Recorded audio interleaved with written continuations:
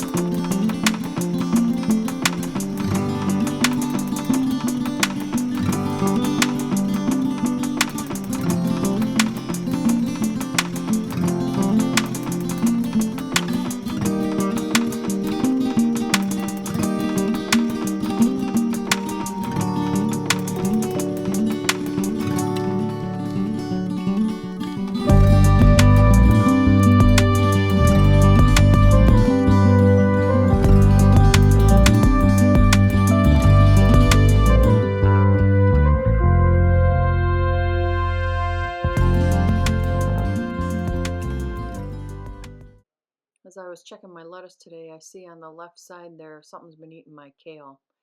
And then the other leaf lettuce is growing really great, and the top two strawberries are still kind of just hanging in there. I've been wanting for a long time to make the BW3 garlic parmesan chicken, but I don't know why I didn't. I just never have. So the jar I have actually is bigger than 14 ounce, so I have to kind of eyeball it.